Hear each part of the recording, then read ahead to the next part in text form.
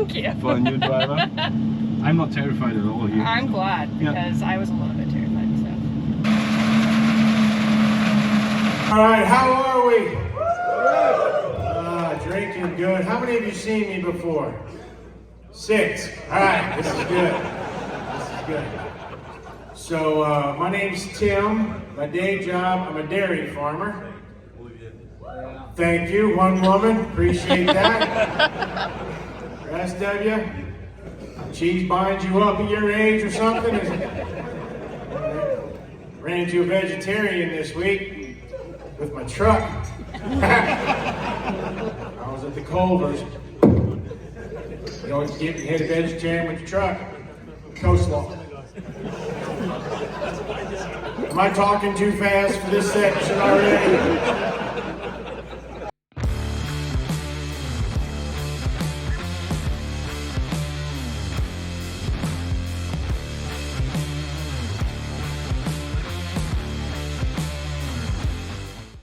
Good morning from the bathroom. It's media day today, so a much better look at equipment that I can do for you. I can interview people. It's literally just like creators of media to do videos and such. So I'll try to show you some more fun stuff, show you more stuff up close. Hopefully I'll find some more corn that we can go chop and get some drone footage, all that jazz. So here we go. Got my fit check of the day. Another tank, another pair of shorts, because I was melting alive yesterday. Like, the humidity is not really there, but it feels like your skin is burning off, or like my hair when the sun is directly on it, so that's fun. I'm getting tatted again. Is this one permanent? It's permanent now. Ooh, wow. There we go. Look at that. Tatted. Now more people can complain about the tattoos. Whoop, whoop. I love it. That's so funny. Yeah. Huh. Fancy. Right? Do you have any actual tattoos? Like, oh, that's the first time. Virgin skin. Here I am with like 12. Woo! So Thank you. fancy. No fun was had here at all. None. So we're kind of going to dive into the pickup headers for the forage harvesters and the differences with the new things coming, and I think this is going to be really going to like this. We have here on the new pickup our poly bands, so they are really flexible, and if you bend them they will straighten themselves out automatically, and we have now the possibility to quickly change them, so to get them out of the machine, to have here the best accessibility to our rake. So therefore you just need to lift the top part here of that poly band and push it down here, and then you can get it off as easy as that.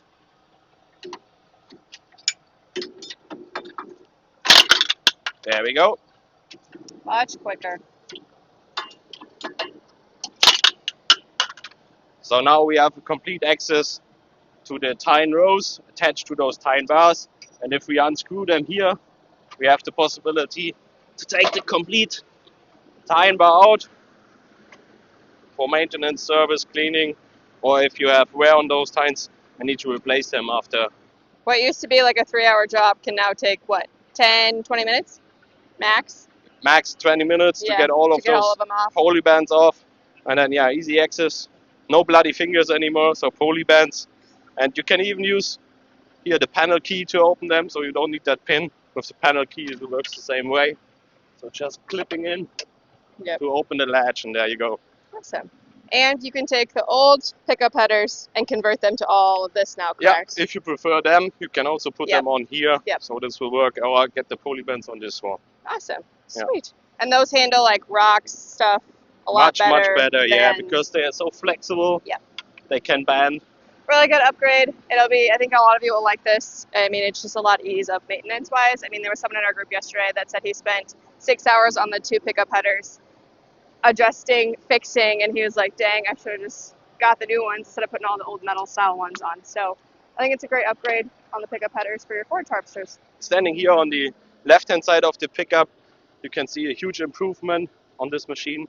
So no chains anymore, no sprockets, no clutches. We now have all gearbox driven, so the auger is gearbox driven, and also here the pickup unit, gearbox driven.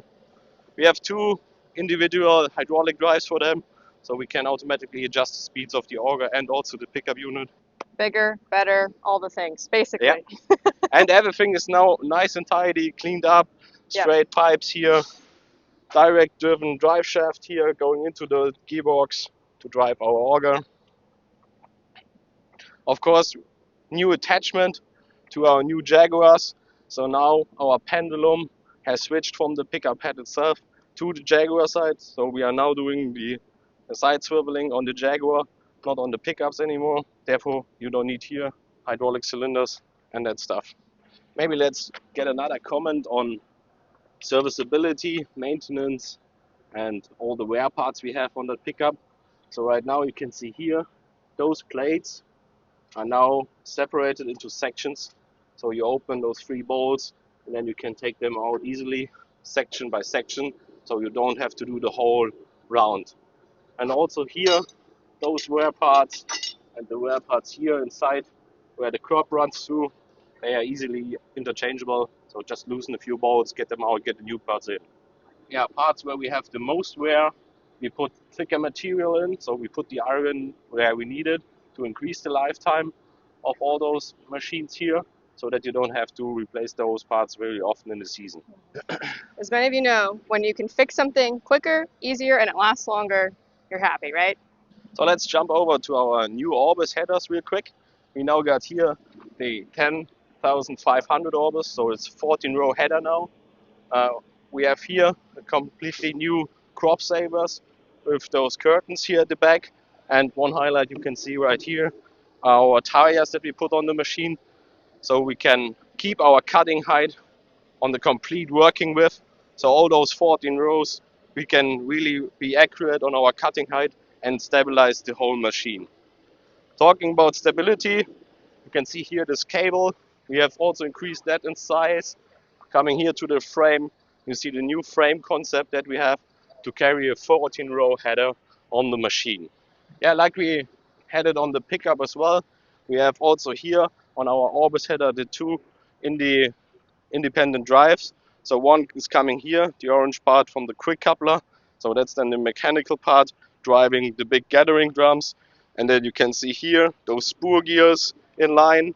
They are driving our so-called Christmas trees, the intake augers there. And they are driven, like you can see here, hydraulically via our quick coupler. So this quick coupler goes on the Jaguar. So you don't have to get in 4 pipes. You only have 1 quick coupler and then you're ready to go. Maybe highlighting here our Christmas trees or intake cones, however you like to call them. They are now independent from that frame, so not connected here on the top part, so you can see here's room everywhere. They are now rigid here on the bottom part, therefore we can easily adjust those scrapers here so that we get a nice crop flow and get all the material in the machine, not plugging up here in that area. Talking about the crop flow, we have with the 2 independent drives the possibility to really adjust it on the perfect sweet spot where we want to have it.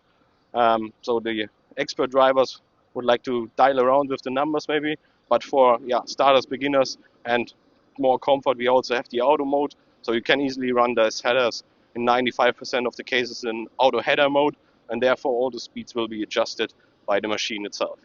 How we have increased the working area of those crawls, so where we can gather our crop. So it's easily to take those parts that you can see there in front of you off to adjust for heavy down crop conditions or really weedy conditions. So we are now, you can see it here, there's our knife running. We can go now really close to that and don't have any pluggages in that area anymore. If we have a look here inside, we will find that blue cap there. Of course, underneath there's a gearbox and there's oil inside, so we usually have to check the oil or replace the oil after the service time. And if we are going here on the main frame of the machine, we have here those 2 bubbles integrated that indicate that you have the machine leveled out correctly to check the oil. The yellow one then of course is for all the yellow parts, the yellow gearboxes, for example here the Christmas trees, they will have yellow plugs on there so that you know, okay, Now I have to look for the yellow one that this one is leveled. The color coding on all of this is very smart, to be Yep. honest. It's simple, but works out. Yeah, same Pretty. for all the stickers that we have for the greasing points.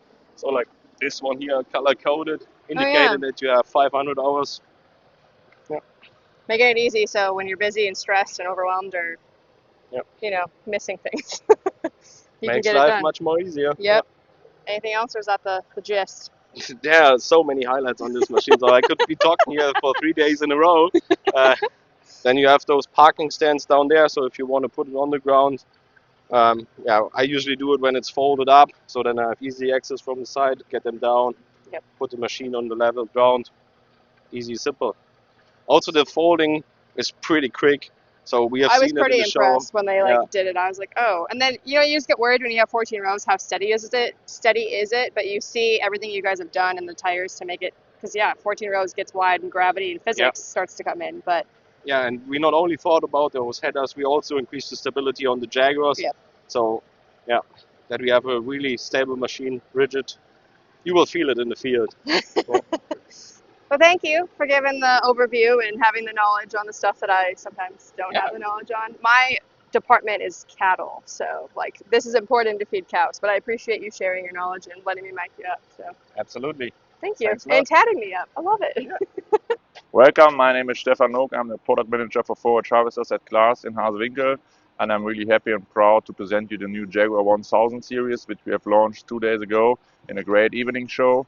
And the design of this machine was always pointed on 4 pillars. It was reliability and maintenance, throughput, job quality, and comfort. And we are really happy that we really put a main focus on these 4 pillars, and we improved all with this new Jaguar 1000.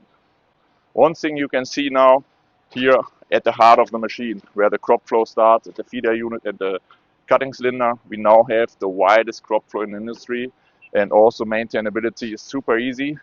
We are able to swing open the feeder house compartment now to the widest angle, which gives super access for repair and service work, which is always needed on the chopper. The V-Flex, we integrated this V-Flex cutting cylinder in the 900 series 2 years ago, and now it's the heart of the 1000 series also. We are super flexible, so with all this configuration, we can deliver all lengths of cut what the dairies and our end customers, the cows, require. 2 benefits in our sharpening compartment.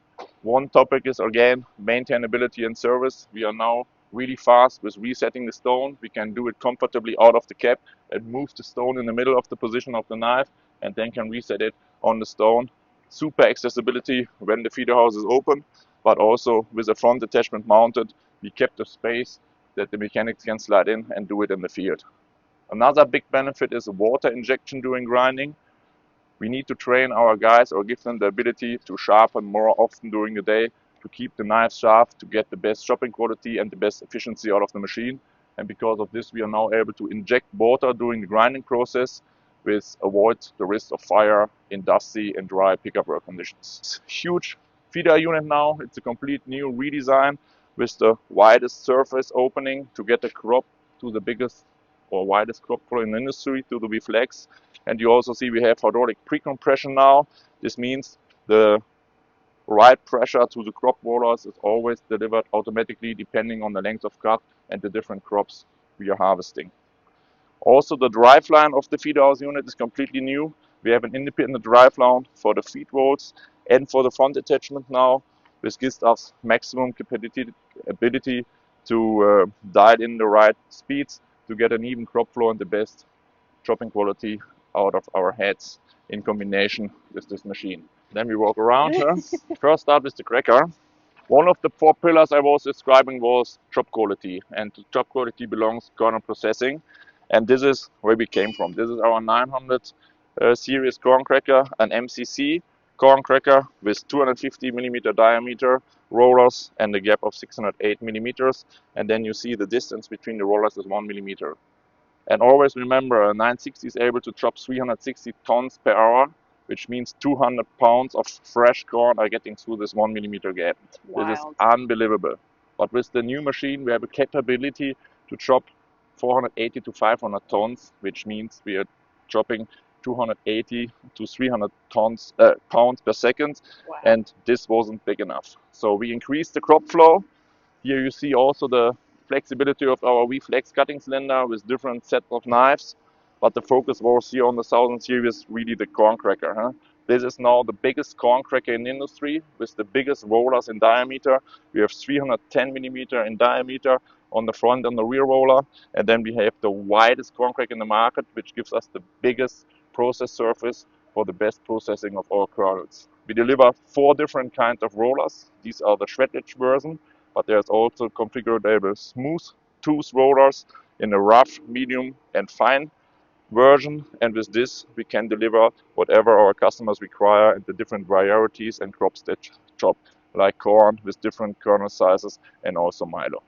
And we invested the space we put into the machine in the middle of the machine to get a better entrance in our maintenance compartment, to get the biggest cracker comfortably in and out of this maintenance compartment. And you see the huge space we are offering now for our operators and our service guy. And then you here can see our new crop flow, which is completely new in the 1000 series, from the drum bottom up to the spout. The biggest change is between the grass chute and the accelerator rear wall.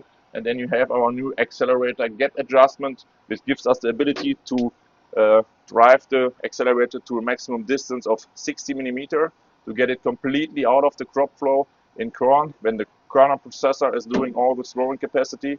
But we are also able to get it tight and then have a better throwing performance and higher velocity out of the spout, which makes the machine unblockable in any crop conditions. Talking about the spout, we have extended our spout by far to get more distance between the truck drivers and the chopper, especially with this wide corn heads in front of the header. On this machine is mounted a grass chute, a grass extension, and on the other machine there you see our longest spout extensions for a 10.5 meter corn head, and always back to serviceability. Huh?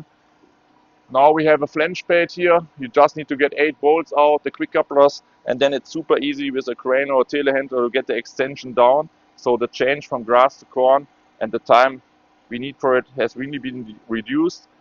Talking about the engine, we stay with our MAN V12 24-liter engine, and we're now offering 4 products in our 1000 series. The smallest is the 1080 with 850 HP. Then we offer a 1090 with 920 HP. And then two top models above this, above the 1000 horsepower range, with the 1100 with 1020 HP. And then the Beast, the Jaguar 12000, with a maximum capacity of 1110 HP.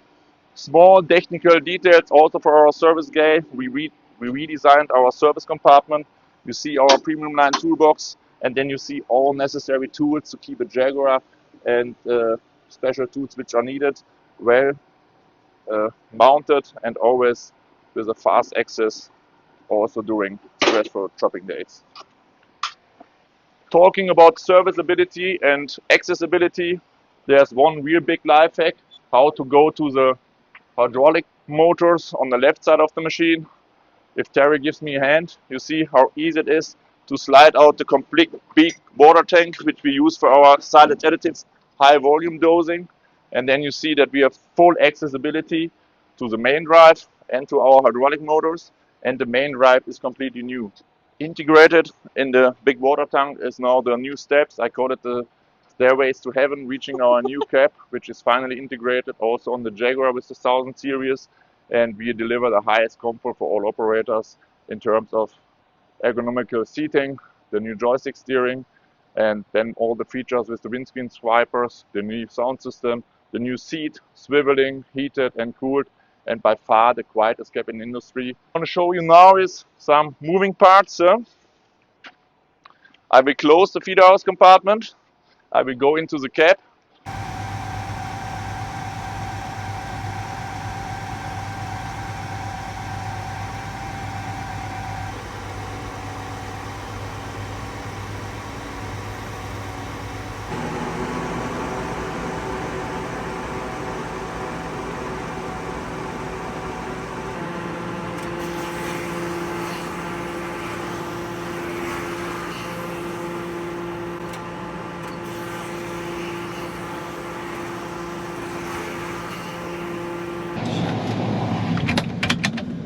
can adjust the height of the seat. Okay. Here on the right hand side for you. Oh, That you have a perfect. better height position for yeah, you. I'm short, so. You have driven the machine before? Yes, I drove it yesterday with the joystick. Perfect. So you drive now to the road. Okay. You can drive with the steering wheel, and it's more comfortable for you. Yeah, perfect. And then, yeah, Good. start pushing. Please watch out a little bit for the trees, because it's really tight here.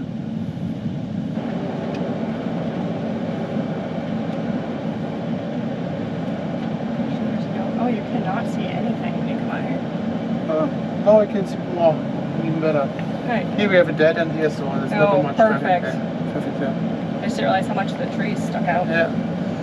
Okay, so you're now driving with the steering wheel, coming to the field, and you want to switch the steering mode. Then you just have to pull down your armrest with the joystick steering, and then you can just easily change by pushing this button. Then you change from steering wheel to the joystick steering, and then you can drive with the joystick steering. We have now just two different modes. You're looking in steering. We have normal operation and we have jog mode. So depending what you want to do, normal operation means when you're pushing to the left, then you are driving to the left. When you come back to the neutral position, you get driving straight again. And the jog mode, for example, is when you have pivot navigation, then you always have to drive in circles, right? Yeah. And with that you can adjust your steering angle, that you have the right turning radius, and then it stays always in the turning radius. Oh. And you just can drive straight again when you push this button, the activation button again, and then you can go straight again. And also, you can adjust the sensitivity here of the joystick for operators who want to drive more smoother or more aggressive. Pretty easy, pretty simple. So you can just personalize it based on you and Yeah, that's right. make a little like profile and you're set. So you just That's walk right. on. That's right. So if you want to change now, then just press a button. Just push the button. Do not touch the steering wheel anymore, and then you can do Whoa, that is so interesting. I will say, I feel like it takes a minute to get used to the joystick steering because you're just so like, it seems so sensitive compared to a steering wheel because you like barely move it and you're like, oh. Hey, you have also less movement there. So with the steering wheel, usually you're making a lot of turns. Right. Here you have just a small movement, but it's much more comfortable for long days, and you don't need to move too much, you know. Mm-hmm. And we have also, for example, changed our cleaning of the windows. So we have along the blade water nozzles to have a better cleaning work of the blade. And you see, just touching the steering wheel, you're back. It just automatically shifts back. Yeah. We're driving a little bit faster. Terrifying. It's so quiet. Yeah, it is. It is. How much more quiet is it compared to like the 980? It's -4 decibel. And that's really... Because like the 980 is not super loud either, but there's a big difference between that one and this one. Yeah. Did it, folks. We did it. If you've been on my channel for a minute, you know that I often don't operate a lot of equipment myself. It's kind of Dad's thing. Dad kind of was a little nervous about kids getting hurt when we were younger, and I was just never really like a big equipment girl. Cattle, yes, I'm in. So still like I haven't really operated the manure spreader. There's a lot of that stuff that is on the list to learn, but I can drive that chopper. I think chopping would be a little bit terrifying. Ron let me chop some alfalfa he had on the ground the other day, just a little bit, and we just threw it into the trees, but I feel like I could operate it. I think the hardest part would be obviously like getting the silage or whatever you're chopping in the truck and trying to like keep all your stuff together, but that's an extremely comfortable cab. It's cozy. I don't feel like I'm a tiny human in this massive machine. I feel very in control, even with the joystick steering. It is very sensitive, so you like barely move and you're kind of doing that, but I can understand where that's easy peasy. But anyways, it was fun. It was so much fun to drive that twice now. Twice! I can say that we won't be buying one of them because there's no need for a north of $1 million, well over that I'm sure, chopper for the 60 acres of silage we do and 30-ish acres of earlage, whatever it ends up being. And I have no desire to be a custom chopper, but it is just really cool to see. And then obviously Ron was like, tell me everything when you come back, just because he does have a 980. But it's just cool to be here with CLAAS. Some of their equipment is really cool to see. They're a good team. They're very family oriented, they're very friendly, lots of German accents, but it's been a blast, and I feel so blessed and lucky to have been one of the 8 creators, influencers, I hate that word, that they invited to be out here. Like, hello me from Southwest Minnesota that talks about cows all the time. Got to come to California and drive a freaking chopper. That is massive. And they trusted me to do it too, which is wild, you know?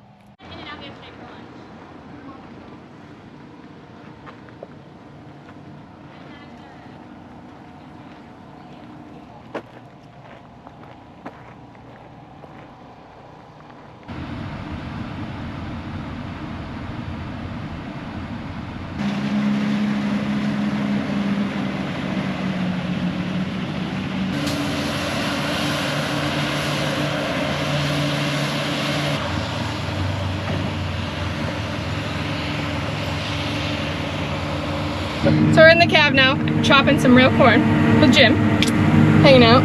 I did not anticipate how big of a difference it was, like sound-wise, because my neighbor has a 980. Okay. And I didn't feel like that was excessively loud, but then you come to this and you're like, yeah, it's quiet. Oh yeah. The quietest cab in the industry just got even quieter. Yep.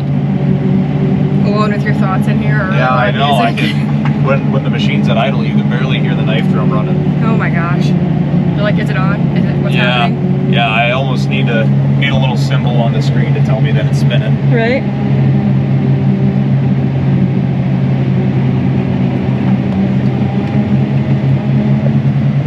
This corn is so tall. You know, it's above my preset, but it's been showing about 50 tons to the acre. Woof.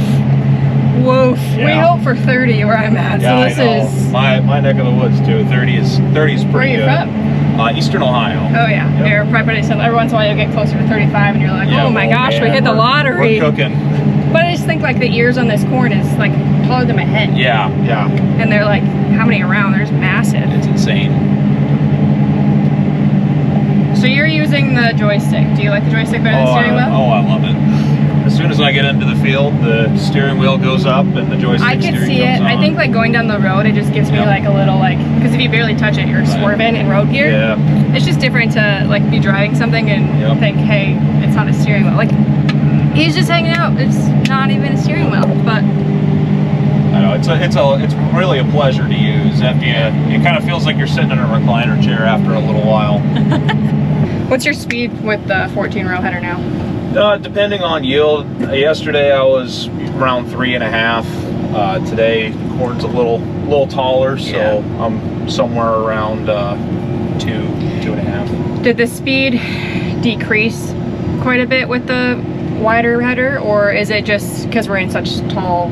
I think it's just because we're in some pretty tall corn, and you know, we were in some what we would in the Midwest would consider some pretty good sized, average sized corn in the last couple of weeks, and we were seeing speeds anywhere from 3.5 to 4 miles an hour, averaging around between 375 and 500 tons an hour. Wow. There's a lot of feed coming in with the 14-row Yeah. That's why I was like, I feel like they're crawling. I put my drone in the air and I was like, are they moving? Oh yeah, they're moving. Yep. It's just from bird's eye view. You're Yeah. I'm excited to get this machine back to the Midwest and find out what it's really made of. Is that your plan to take it out there? Yeah, so this machine will be my demo machine for the year. It's going to Indiana, then Michigan, then New York. My counterpart deeper in the Midwest will go to Iowa. I was gonna say that's my way. Come on. Yeah, he's going to Iowa, and then he's gonna be a toss of the coin whether it goes to Wisconsin or Minnesota after that. Yeah. So The only thing is your Wisconsin fields get small. That's they do. the only thought that I had with that. well, they do in New York too. Yeah. So Get those little like 15, 20 Yeah. acre field, turn in there for 10 minutes. we'll polish off those 2-acre fields real quick. Oh yeah.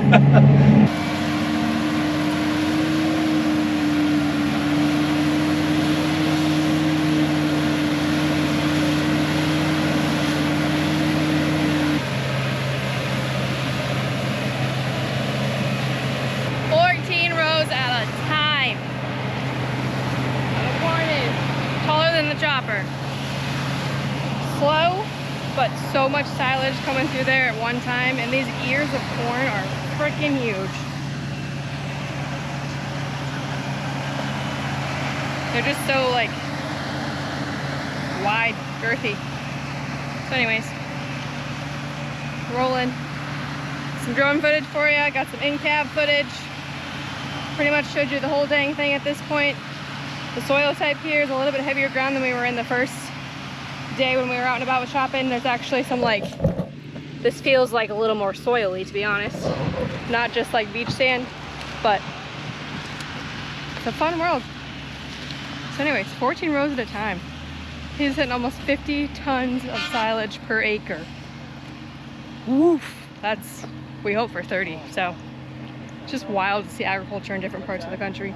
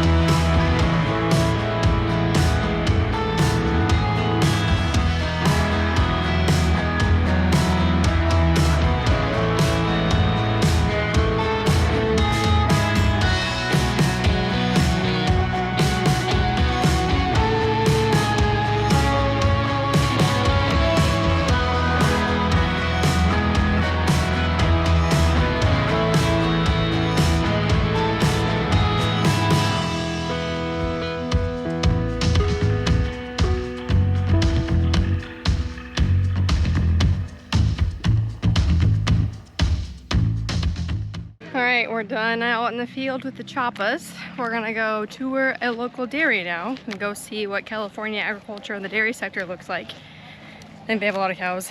So like 6,500 I think was what we talked about, which we'll get an official tour here and let you know. But that's the game plan. Pretty sure I'm sunburned, even though I put sunscreen on like every hour or two. But the UV here is just powerful. So, we have such a good event, such an absolute blast.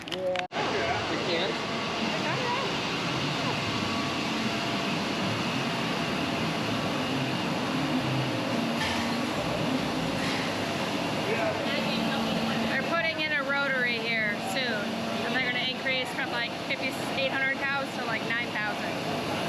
A lot.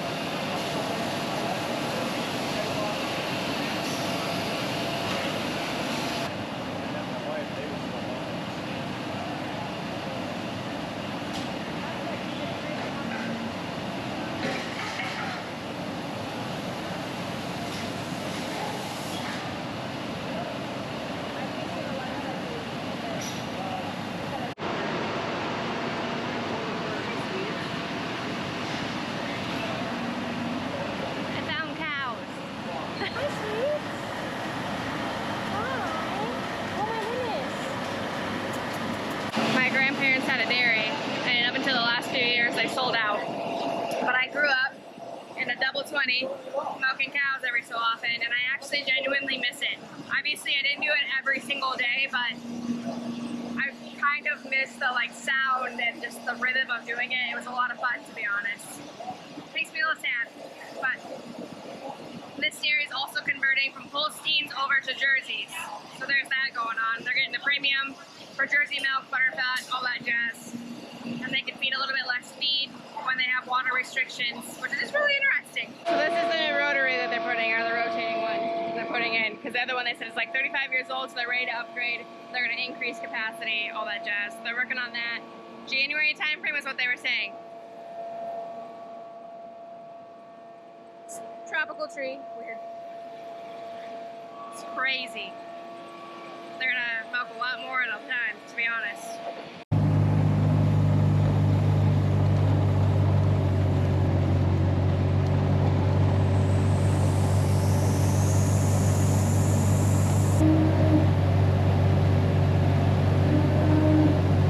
So you just leave this wide open. Oh, there's grates, so they can't go. I was like, how is this happening?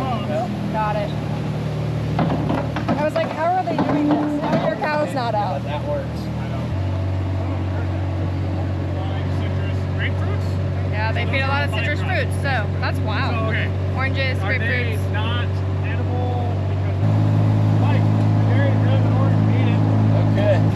So we allow kids from the city, the town, to come out here and house animals for replacement heifers for the fair, so they get to sell. And then we don't charge them any money until after they sell their animals.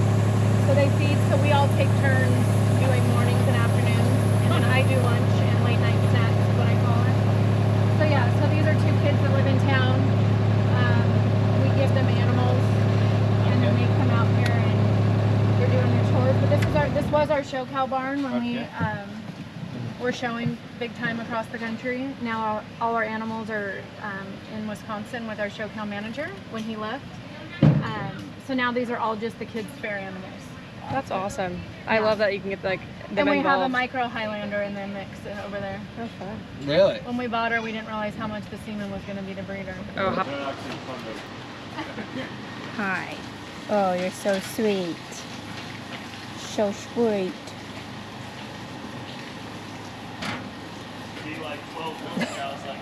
it's like red.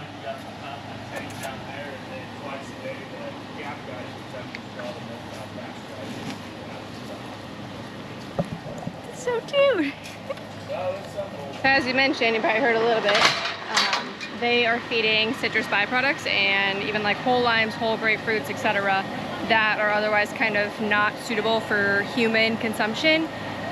A lot of, like she said, her kids eat them, so it's not that they're not like good enough or edible, it's that they're not as pretty. So they might be too big, too little, a little malformed. People are picky in the grocery store. You know, when you pick through your apples, you're gonna go for the ones that don't have any markings, no bruising, things like that. So then we can feed byproducts like that to cattle, and then they can upcycle them into milk, beef, etc. For us, that looks like, you know, modified distillers, lots of corn byproducts, soybeans byproducts up in the Midwest, versus here, we got a lot of citrus fruits, even like candy waste, all of that. There's lots of different byproducts that can be fed to cattle and turned into food for us. So they're pretty cool. But it's kind of fun to see just like orange rinds sitting there, whole limes. Hello. So they have sprinklers to keep the cows cool. Hello, Billy Joel. Go off every so often. As you can see, the cows like it. Hi. So friendly. So friendly. You can take it anywhere to a small dairy and drop it off. It's crazy how they can have cows out in the open, not battle mud. Put in a robot. Mind blowing. They actually. Those are the digesters, so they can capture methane and then they sell it. Money. There's a pipeline from here, I believe, with now like 8 to 10 dairies all plugged into it, and it goes like 8 miles west to a dairy, and that's where they collect it all. Huh. That's a separator. Liquid solids, manure, and then they can reuse the non-manure parts of that for bedding again in the barn, so they're all sustainable in this big cycle going on, and then the solids in there and the liquids they'll haul out for fertilizer essentially. So very self-sustainable, reuse, reuse, recycle type of thing. So that's almond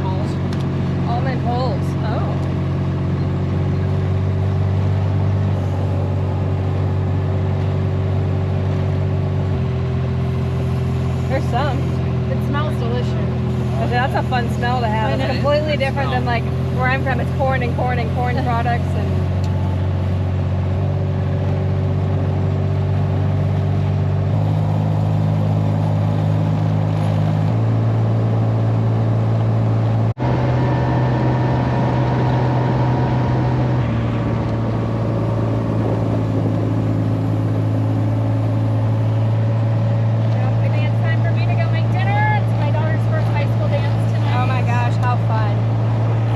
Well, we just went for supper. We were gonna try to find some Mexican cuisine, and I didn't realize that Mexican cuisine can be super fancy. So the restaurant that I found for us that was within like a 5-minute walk was primarily seafood. Dan, Iowa dairy farmer, has a shellfish allergy, so I was a little bit nervous, but he seems fine. So fingers crossed there. I need to start packing, so I gotta check my bag tomorrow since we have alcohol to bring home. And get all my stuff ready to roll, see how I can fit it all in there. And I fly out pretty early in the morning. Not super early, my flight's at like 9, so I gotta be at the airport by 7:30, somewhere in there. So, but this has been honestly like one of the coolest events, to be honest. I think it was just a completely unique experience and so incredibly cool. It was amazing.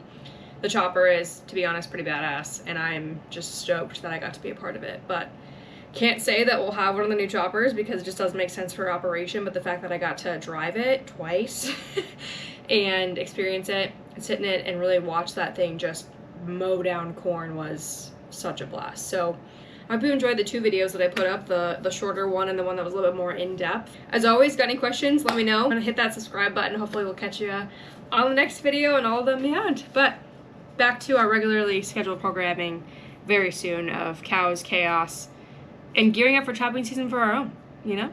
Thanks for watching.